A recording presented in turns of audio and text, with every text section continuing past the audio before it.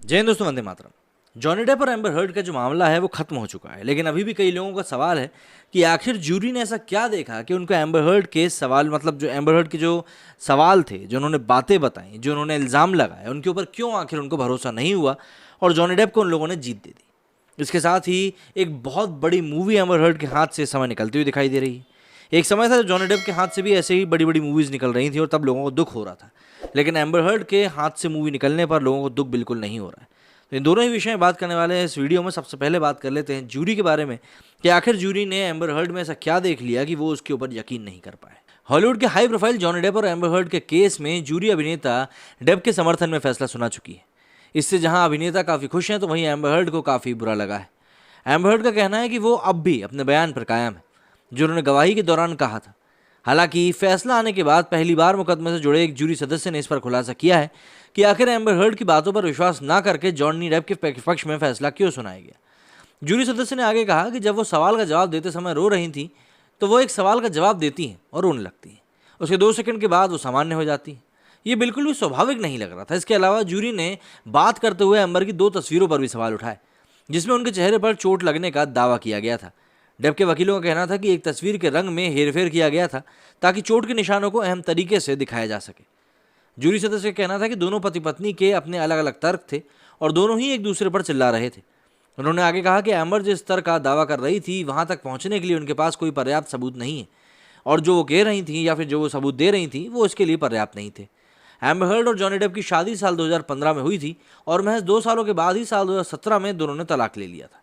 इसके बाद साल 2018 में एक आर्टिकल के जरिए एम्बर ने घरेलू हिंसा का आरोप लगाया था, जिसके की बाद जॉनी डेप ने मानहानि का केस दर्ज करवाया था।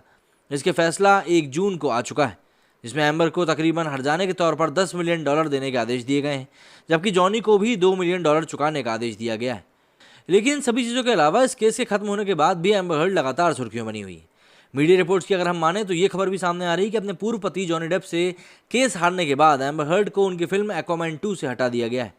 हालांकि एक्ट्रेस ने ऐसी किसी भी खबर को अफवाह बताया है और खारिज किया है। एम्बर हर्ड की टीम ने उनकी तरफ से बयान भी जारी किया है।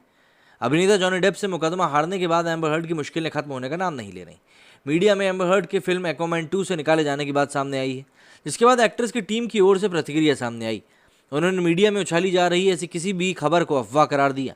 जागरण की खबर के मुताबिक एम्बर हर्ड की टीम ने इस खबर का खंडन किया है और एम्बर की टीम की तरफ से दावा किया गया है कि एम्बर के ट्रायल के बाद जानबूझकर झूठी अफवाह फैलाई जा रही है।